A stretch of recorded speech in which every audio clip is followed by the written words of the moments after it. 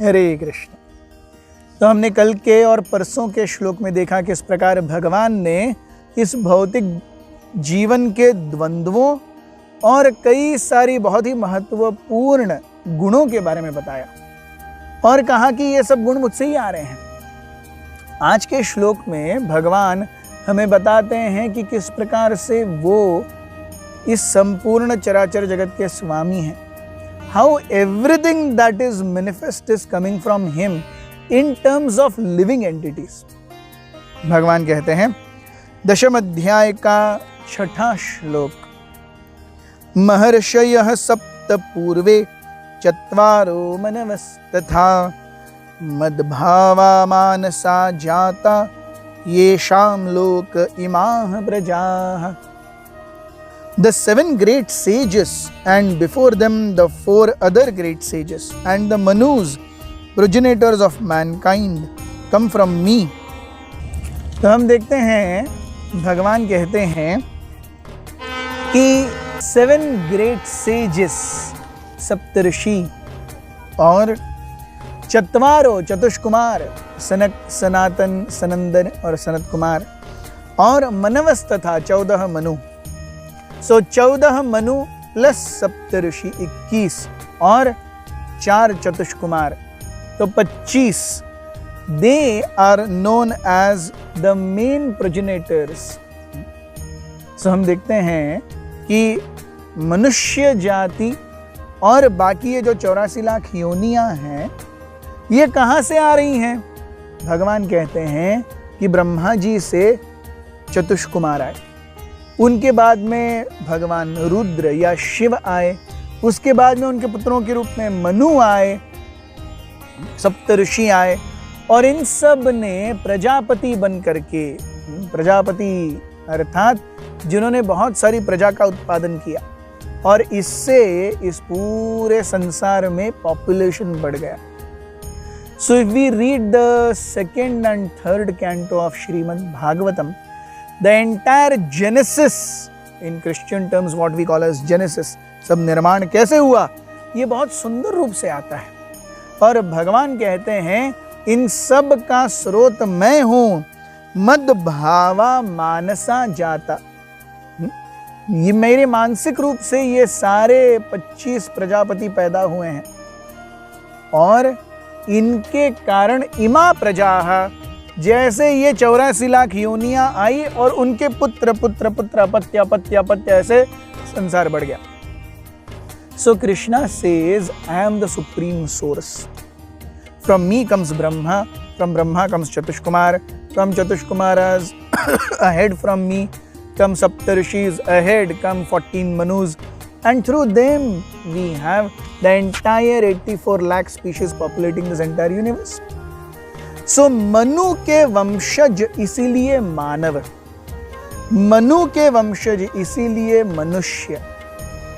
हम देखते हैं हम कैसे आ रहे हैं, इसके पीछे एक बहुत पूरा जीनियोलॉजिकल टेबल है and Krishna explains to us this. And tomorrow he will say how all this is his vibhuti. हम देखते हैं जब ब्रह्मा जी का सबसे पहले उत्पत्ति हुई, ब्रह्मा जी कुछ नहीं देख पा रहे थे, केवल तमस था और ब्रह्मा जी को केवल एक शब्द सुनाई दिया, तप तप तप तप. ब्रह्मा जी ने देवताओं के 1000 वर्षों तक तपस्या की और उसके बाद उन्हें भगवान का और भगवान के धाम का दर्शन हुआ. उस दर्शन के बाद उन्होंने उस धाम को और भगवान को देख करके जो साहित्य लिखा वो है ब्रह्म संहिता. और इस ब्रह्म संहिता से हमें प्रैक्टिकली पूरा जेनेसिस और कैसे ये सृष्टि चलती है ये सब पता चलता है. The basic philosophical understanding of the entire Krishna consciousness movement तो आगे बढ़ा है, but the philosophical understanding of how Genesis comes is there in Brahma Samhita, which he has got because of entire तपस्या. और हम देखते हैं कि आज साइंस में पढ़ाया जाता है, human beings came from monkeys. If human beings ever came from monkeys, where are the intermediate species? बीच के सब कहां चले गए?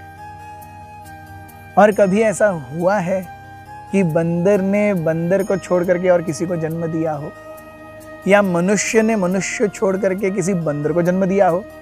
और अगर आप ओरिजिन ऑफ स्पीशीज पढ़ेंगे by Charles Darwin, the entire book is written in terms of I think, it could be, I think so, this could have happened. No, I think it could be, this could have happened, does it have any place in science? But we have been taught. Yes. Shastras are not like this. They don't say, oh, it could be. Even neither Vedic Shastras nor otherwise. हम देखेंगे कुरान में भी genesis का वर्णन है, Christianity में भी genesis का वर्णन है। Oh, God said, let there be light, and there was light. And that is how things come. Because God wants things happen. When God doesn't want, things don't happen. This we must understand. Only then we will come to a very steady worship of Krishna. इसीलिए भगवान हमें अपनी विभूतियों से यहाँ पर परिचित करा रहे हैं। आइए उनके बारे में जानें आगे आने वाले श्लोकों में। बहुत बहुत धन्यवाद। हरे कृष्ण।